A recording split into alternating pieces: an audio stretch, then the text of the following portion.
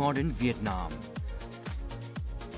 Untold human stories of the people that are contributing to vivid Vietnamese images.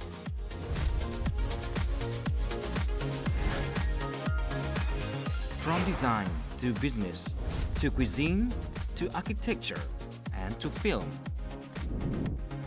All you can find at Vietcetera. Behind Vietcetera are the people who want both locals and foreigners to appreciate a different Vietnam. They determined to pursue what they believe in making a better Vietnam. And I want to build a community of VietQ here in Vietnam and to tell their stories about why they're here. They walk on their own way. They are Hảo Trần and Ghi Trường, the co-founders of Vietcetera. Hello and welcome to Talk Vietnam. My name is Quốc Khánh. Our featured guests today, the two guys that you just saw in the video, they may have different background, different characteristics, maybe different view of life, but they have one thing in common. They were not raised in Vietnam most of the time, could have developed a career where they live, but they all come back here to do one thing that seemed to be very challenging, bringing Vietnam stories to the world. How did they do that? How is the journey so far? We're going to find out. Please join me to welcome Hảo Trần and Ghi Trường. Thank you so much. Welcome to the show. Welcome. How are you guys? Good. Doing great, thank you. Well, first of all, why don't you introduce a little bit about yourself? Sure. So I'll start. My name is Hảo Tran. So I'm Vietnamese, but born in America. My parents were originally from Hue, and they came over to the U.S. And born and raised in San Francisco. I have lived there for most of my life, but when I was 18, I moved out to the East Coast where I studied and did my 4-year bachelor's degree. I lived overseas for a little bit. I lived in London, I lived in India, and I came back home to San Francisco to recontinue my career in technology and in venture capital. And it was during that time that I got to travel quite a bit. My first trip to Vietnam actually was in my 20s, my early 20s. And I didn't know anything about Vietnam really. It was a very superficial understanding of what Vietnam was about. Still in school, and it wasn't until my second visit that it got me thinking about living in Asia. Not Vietnam specifically, but Asia. And at that point, I was already working for a couple years in San Francisco. And just long story short, there happened to have been a company in the States that was opening an office in Vietnam. And so I had the opportunity to move out to Vietnam for the career that I was already in. Okay. But that was only for about a year. And it was during that time that I met my business partner and founder of Vietcetera, Ghi, and he invited me to work on Vietcetera with him. He had just started it, didn't really, he speaks Vietnamese and French and English, but he didn't have a good grasp of written native English, and so that's kind of where I came in. But yeah, that was 3 years ago, and now it's become a full-fledged company, and that's what keeps me here now. Thank you. How about Ghi? What is your background? So my background, I was first of all born in Vietnam in '76, really? Okay. and I moved to Belgium. The whole family moved to Belgium in '79 when I was 3 years old. So most of my teenagehood and when I was little, I stayed in Belgium. And then I was lucky. My parents sent me when I was 16 to the States to study English, and then came back to Belgium. And so this is the second time I'm in Vietnam. So the first time I came back was to open a outsourcing company. It was back in '99. So this is how I started with Vietnam. And so when it was done, moved back to Belgium and just got back here like 12 years ago. Tell me about the moment that make you want to come back to Vietnam for good. For good. So the thing is, when I was, I think 3 and 8 years old, we always come back to Vietnam to visit the family. Okay. So it was like every year, every 2 years, my parents bring me back to Belgium, to Vietnam. And so you fell in love little by little to the country where you were born. And I think I always wanted to do something in Vietnam. Okay. So about how you said that you came back to Vietnam many times before during your college year, and then you found a job with a company in the U.S., have an office in Vietnam. But really, what is it about Vietnam that make you want to come back? I really think for me, I moved back to Vietnam when I was 23. So I'm 27 now. It's been a little more than 3 years that I've been here. And I think during your 20s, it's a really transformative experience. You're finishing school, you're trying to make a living, you may or may not be living with your parents anymore, and you're going through a lot of these changes as a young adult. And for me, it was at a time when I had been working for San Francisco for a couple years, and I felt like what I was doing, I was learning a lot of skills, I was meeting great people, and I was learning a lot, but I was missing that kind of excitement that can only come from a place like Vietnam. Because I think in the US, things are a little bit more predictable, things are very safe, and at least in job security and things like this. But in Vietnam, it was all about discovery and opportunity, and that's what really has not only attracted me from a few years back, but continues to be one of the reasons why I stay in Vietnam as well.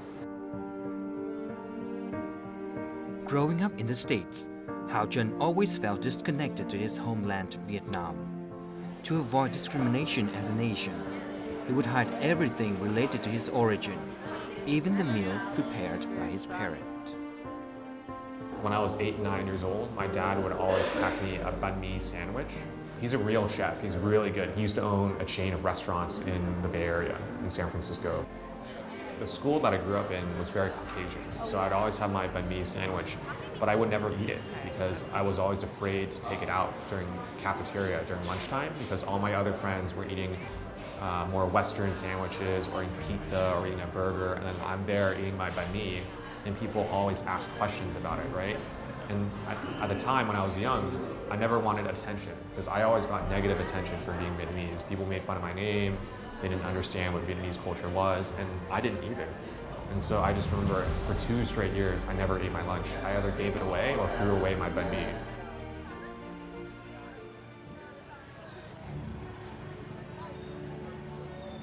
However, things changed when Hao returned to Vietnam. He learned to appreciate again everything about his culture and heritage.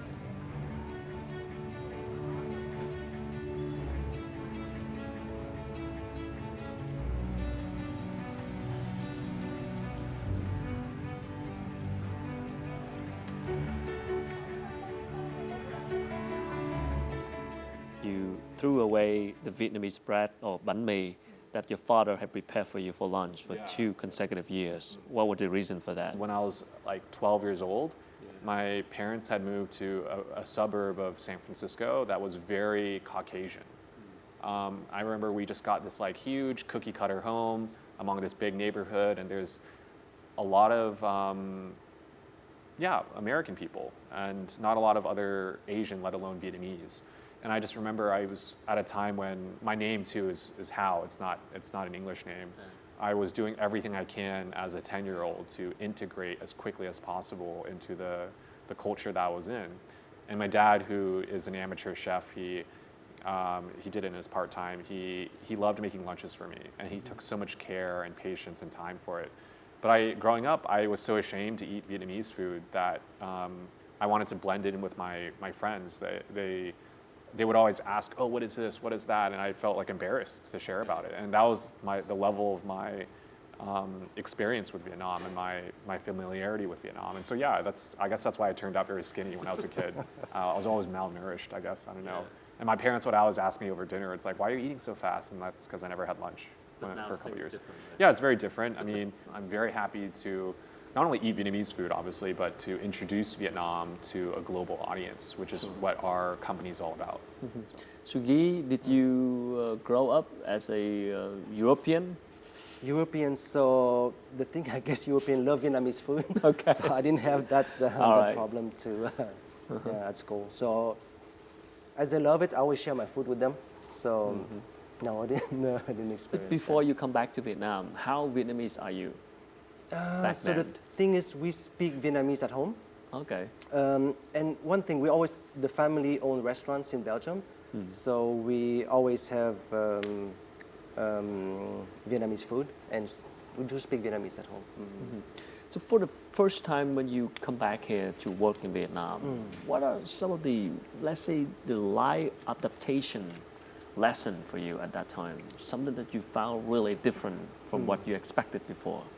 So different, I would say, like when you come to Vietnam, you see so many problems, you think you have all the solution.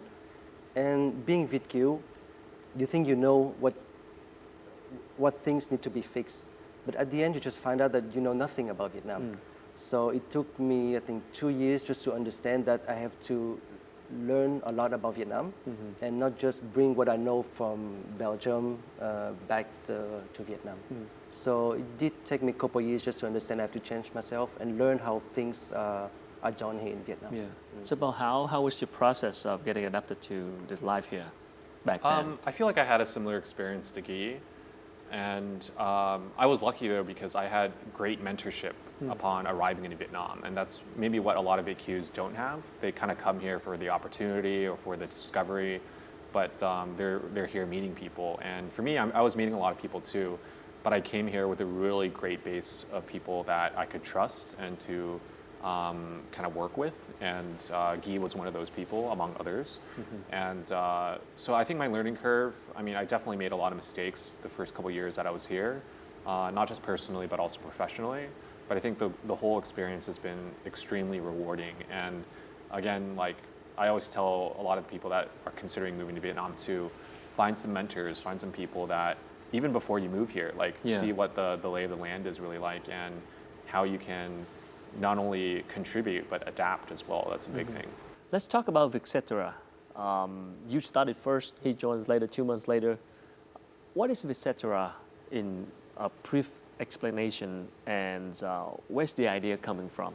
So as VitQ, there wasn't too much, I mean, for myself, because I didn't read Vietnamese that well before. So it was just, I didn't have much information in English about what is happening in Vietnam. You have the news, mainly news. You have the showbiz news, but then it was lacking of information about the people behind the new Vietnam. The people, the company, that is just behind what is happening now is booming. The positive image. And even though I was here, I was feeling that there was missing something. I could not learn about the people that is doing business in Vietnam. And so that's how we started Vietcetera. In the summer of 2016, Vietcetera was launched as an online briefing on Vietnamese affairs, society, business, and much more. They began with the belief that there is a globally minded audience of readers, both within and outside of Vietnam, who are hungry for in-depth features and profiles about the new Vietnam. Vietcetera now has more than 20 employees who want to stick to Vietcetera. I come from a creative background, so I don't know much about finance and how to do managing people. So with my boss, especially Hao, he teach me a lot about how to do personal finance, how to calculate your business, how to do business plan, and he teach me a lot about how to communicate with people, and I think those skills are very valuable that I have learned from them. I think the opportunities you find here is to be able to make a decision and be accountable for your work. And they give you a lot of rooms to grow and things like that. After nearly 3 years of official operation, Vietcetera is a bilingual multimedia company with a monthly growth rate of more than 20%. In June 2019 alone, there were about 300,000 visits to Vietcetera.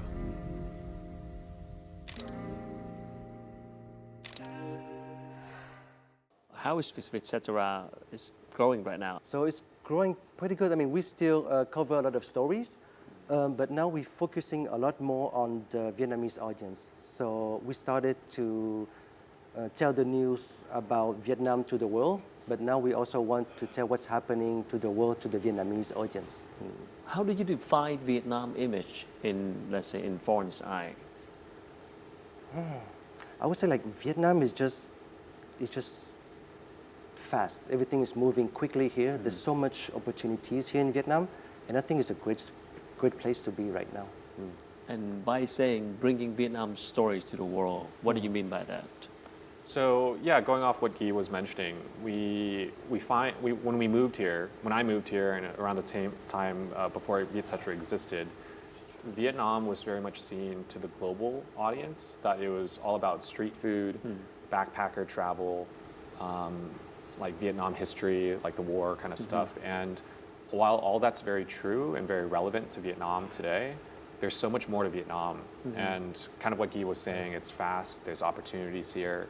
And that's what we want to shed the light on, to see that, hey, to the world, like Vietnam is a great place to be, and it's a great place to do business, and there's opportunity here. And we want to showcase that there's a different lifestyle to be had here, rather than just what the normal kind of media or Google search tells you. And so that's what we mean by bringing Vietnam stories about technology, about fashion, about design, about any other industry, and delivering that in a perspective to the world. So it's like a media side when you have articles, interviews. Yes, Yeah. we're a multimedia company, so we do a lot of stories on editorial. So we have freelance writers from around the world, not just the world, but also within Vietnam, contributing to the site. We have videos as well that tell stories about Vietnam. So we might meet an entrepreneur. Yeah. The next day we might, like doing technology startups, we might be meeting a restaurant owner.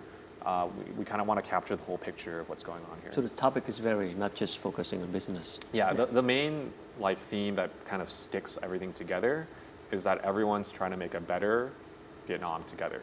That's the theme. So if there's a brand or a person that wants to improve a certain aspect of Vietnam, like they want to make the food and beverage industry better here.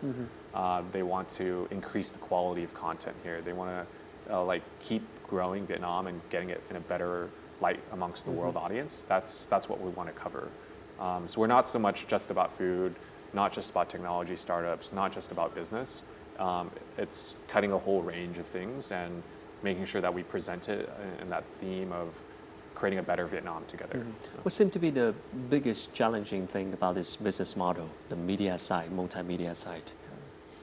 I would say for a media side, it's mainly for the traffic. How do we get enough eyeball on the article? So it's mainly, I would say traffic right now. It's how do we get that? So by writing better content, content that just resonate better with our audience. Yeah. So that's a constantly, that's why in the company we have to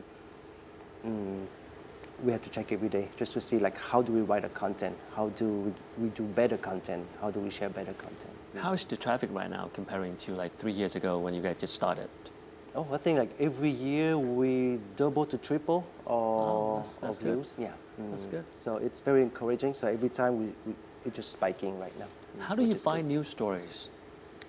It's nonstop. I mean, when we first started Vietcetera, people were joking, half joking maybe, like, oh, you're going to run out of stories, right? Because people, they don't believe that there's a lot of these exciting kind of stories to be told in Vietnam, actually. Even the people that live here.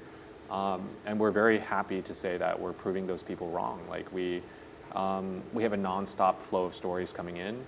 They could be readers from around the world and in Vietnam asking us to feature this or that.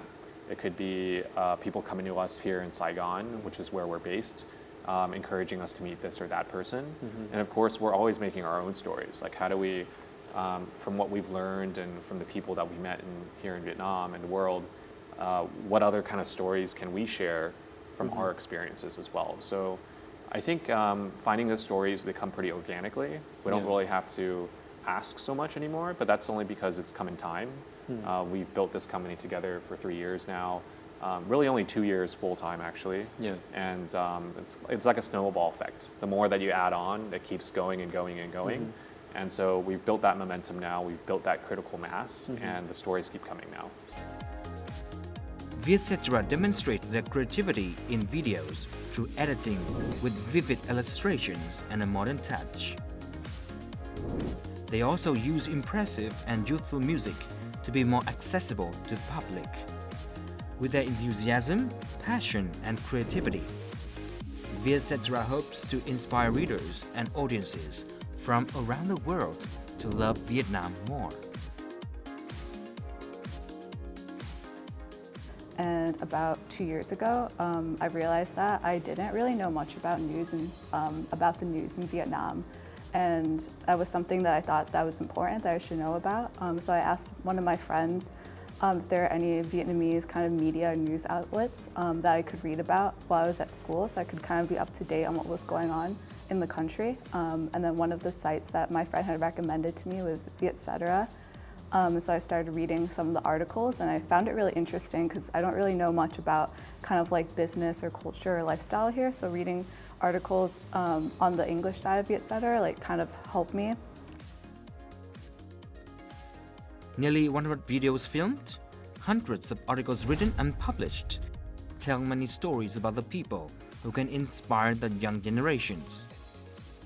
They are a consortium of artists, writers, designers, photographers, musicians, technologists, and business people with their interesting stories. As a multi-channel media company dedicated to millennials and Gen Z, Vietcetera also features many young faces who are contributing to the appearance of the fast-moving Vietnam.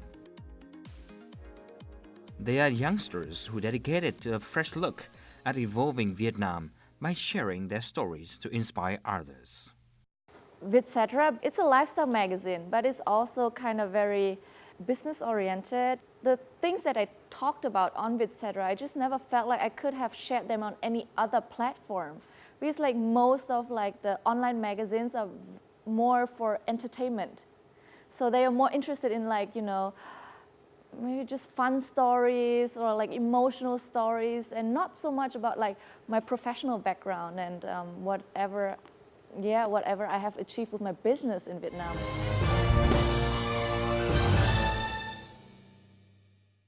Nowadays, there's so many things to read on the internet for the millennials. You guys targeting the millennials, right? Young people. There's so many websites. There's on Facebook, the newspaper. There's so many things to read. How do you guys stand out? How do you acquire a reader, a loyal reader? How do you do that? So there's, I think, multifaceted for that. So we do dig into the data a lot. Yeah. So we know what keywords are trendy, what people are searching in Vietnam. And so when we know the topic they love, and we dig deeper into the data just to see what other people are searching for. Utilizing the big data for yes. this. Okay. And so so it's like always analyzing the data to see what people want to read, and just hopefully like we know what they want to read, but how do we write the article to get all the information that they need? So it does help just to look into the data. So in general, I mean, what kind of topic does draw the most interest? Because we do cover a lot, so it's sometimes all over the place. But if we focus on, we have, I think business does pop up a lot. So business stories, business stories, startups, and we have also like a lot of, I think, a self-help articles. Self-help articles. They want to learn how to be better, a better version of themselves. That's what the millennials want. Yes, they want to learn like how to, for example, how to time manage, how to go to an interview and make a good impression. They want to learn about business etiquette. So when we know that, we can write article for them. Is there any particular model that you follow in terms of content strategy for Vietcetera? Yeah, I think in terms of content strategy and business strategy, we really look to a lot of multimedia companies across the world. The one that we always like to mention is Vice. It has multiple platforms. It's targeting millennials, which is also our kind of bread and butter readership. Yeah. And it's a company that really rose from nothing. And it's taken time, but it's become kind of a very well-known brand across the world, not just in the US where it's based. We take a look at other companies like even the New York Times, Monocle, Vox. They're all these companies that have a lot of respect, but they're also known for something. Yep. And that's what we want to be known for as well. And I think when people come to us, it's not just like, hey, you're a website or you're a blog, or like we're a media company that's all about sharing these positive stories about Vietnam and helping to bring and inspire people about what Vietnam is all about today. What is the main revenue stream for this kind of website? So right now we do a lot of what we call branded and sponsored content. So we might have brands that want to contribute to our readership and to share what is going on with their brands, and they package it in our voice. So we're known for telling these positive stories about the new, emerging, better Vietnam. And these brands, luckily there's a lot of them that also believe in that same kind of goal for Vietnam. And so they want to access our readership. So they create content with us. Yeah. So if you can remember, both of you, what would be your most favorite story on Vietcetera? Yeah, so I'll start first. So it was one of our first stories ever on Vietcetera, actually. It was about this woman leader in business. Her name's Lynn Tai. Oh, okay. She's a Shark Tank judge now. Community, yeah, she's much more famous than we Shark are. Lynn. Shark Lynn, yeah. She, I remember meeting her. It was probably 3 years to this date, probably September 3 years ago. And at the time, she was a director at a private equity firm working on investments. Yeah. And she had been here for 10 years, and we just wanted to meet her, not because she was famous, because she wasn't at the time. She was just a very well-respected business leader. And so we wanted to meet with her to see what can she share about her experience coming to Vietnam, building her career here, what were some of her challenges and opportunities, and why she continues to be in Vietnam. And I just found that story inspiring because my own personal career was probably similar kind of development as hers. Like, I was an investment professional. I wanted to continue that, and learning from someone like her about her experience in here in Vietnam in that career was very interesting. And so anyways, we finished the interview, we published it, got great feedback. And yeah, like, I don't know, like 2 years later or 1 year later, I forget how long it was, when Shark Tank launched in Vietnam. But when it launched, we were actually the only story ever, like, not ever, but like only story that appeared in Google search about Lynn Tai that kind of shared more about her background and her story. When Shark Tank was announced, she was a judge, and it was like, oh, that's cool. We did a story about her before, right? Wow. And overnight, like the search like results on our site just trendsetter. like boom, just went like, I think in one day it got people like, always go back to search for exactly. her, right? And that's the only story. Yeah, they're like, who is this lady? Why is she on Shark Tank? And like, people were Googling her, and boom, it's like the first thing. Wow. So I remember that day very clearly, and so I remember reaching out to her like within that week and was like congratulating her for her new gig and what she's doing. And yeah, and we're really fortunate because we've been able to see her evolution as a personality in Vietnam and what she's doing, what she's contributing to the younger generations of Vietnam. And it's very inspiring. And we love to see more stories like that come to light. So. Wow. One of the faces featured at Vietcetera is Tai Van Linh, who is known for her talent in business and as an investor of Shark Tank show in Vietnam. Vietcetera filmed 8 episodes, not only to tell her stories, but also to share her ideas and advice to audiences. They can listen and receive positive advice from her to do their startup right now and enrich themselves' knowledge. Hôm nay chúng ta sẽ trả lời câu hỏi khi khởi nghiệp ngoài tiền còn gì quan trọng. Khi bạn chưa có đủ tiền để khởi nghiệp, bạn nên tận dụng những gì bạn đã có. Tài sản quý giá nhất mà tất cả mọi người đều có là thời gian. Thời gian là vàng bạc. Và tài sản kế tiếp mà rất là quan trọng là kiến thức. Tài sản này tất cả mọi người cũng có thể đi tìm. Khi bạn chưa có đủ tiền để khởi nghiệp thì bạn có thể dùng thời gian để tăng trưởng kiến thức của mình. Tiền không phải là yếu tố duy nhất khi mình khởi nghiệp. Có nhiều người có rất nhiều tiền, nhưng kinh doanh của họ thất bại rất nhiều lần. Bạn nên dùng thời gian để tiết kiệm tiền và nâng cao kiến thức. Đó sẽ là nền tảng vững chắc. Chúc bạn thành công!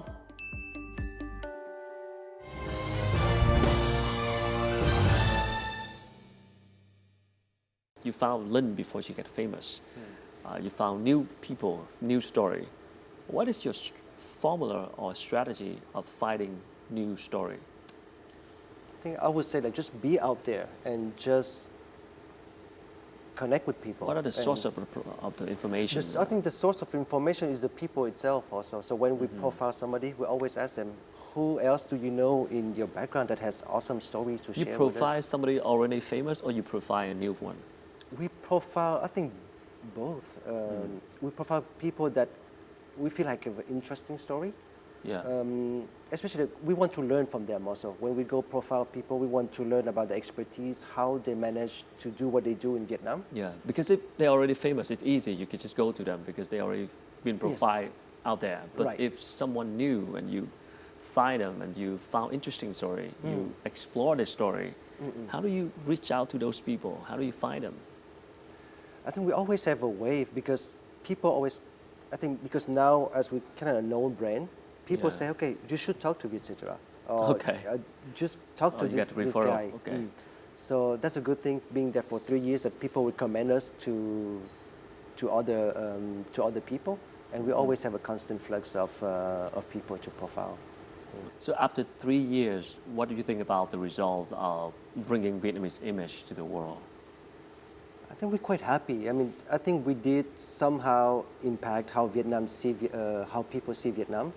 So, because when people search online, and now that we cover a lot of companies, a lot of people, we do show up a lot when people search for industry, food and beverage, or for something like a person in Vietnam. We do show up a lot on the search. And so hopefully people can see how Vietnam is moving right now. Any particular example of anyone who changed their mindset about Vietnam after reading something on Vietcetera? I can't take like full credit as a company, but like I have some friends who are also Vietnamese from Australia, from Canada, from the US, and they may mention like, wow, we've really resonated with a lot of these stories, and that's why we're here. That's part of the reason why we're here. We've even had companies reach out to us. We have a client in China. They're a half German, half Chinese company, and they had organized a team retreat in Ho Chi Minh City. There's 25 of them. This is a very large company. And they just never, like, when researching about things to do and who to meet and things to know about Ho Chi Minh City, our name kept coming up in Google search. And so they reached out to us, asking us to take them around the town and to introduce what's going on in Vietnam today. And we had such a great experience with them that they ended up becoming a client. And I think that's because they had trust in our ability to execute as a Vietnamese company. But we were fortunate enough to leave a positive impression on them based on their experiences in traveling in the city as well. So we do see it at a very macro level. We get emails all the time from within Vietnam, but also from outside of Vietnam, asking us, just dropping us a note as little as like, hey, we love your site, keep it up, to as big as like somebody wants to work with us. So a young Vietnamese student also exactly, that we reach. They didn't know much about Vietnam or working in Vietnam, and when they find out about us, that's how we also, most of our interns coming from the state also. So we're able to change their mind, but then to make them see that Vietnam is so different from what your parents tell you. And when they come back here, they say, probably grateful about the experience here in Vietnam. But also on the flip side, we also want to inspire young generations in Vietnam to always improve themselves and to learn more and to better understand what's going on so that they're more informed, they can contribute more to society, and they can be better people. Like Hao Trinh and Huy Trường, thousands of Vietnamese born and raised abroad determined to return to their homeland to start their business. According to statistics, in Ho Chi Minh City alone, each year, approximately 30,000 young people of Vietnamese origin come to visit their homeland to explore business opportunities as well as start their careers here in Vietnam. We do want to build great tech companies, and not just for Vietnam. We think that there is huge potential for Vietnamese teams to go worldwide. One of the unique things I might be able to do is to contribute to the next stage of development for Vietnam. Hi, my name is John Tran, and I like to help drive the change when it comes to sustainable farming. My name is Sandrine Nouquet, and I would like to inspire young artists and students with this new space, Salon Saigon. My name is Don Lay, and I hope to be able to inspire compassion. My name is François. Và tôi tên là Chí Minh Tadeo. And my dream is to make people acknowledge Vietnam as a new creative hub. Tôi mong muốn là Việt Nam trở thành một nơi mà các bạn quốc tế đến quay phim.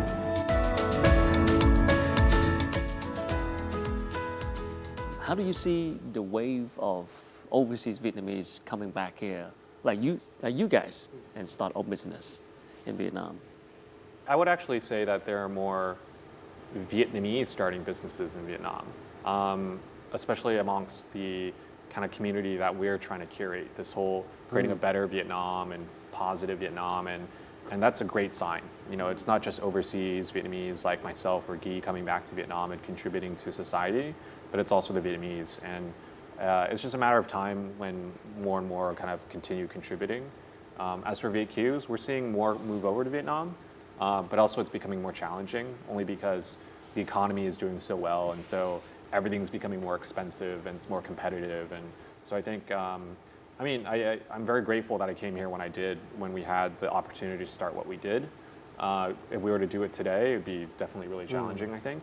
Yeah, it's still a great place to do business and to live here. It's very livable.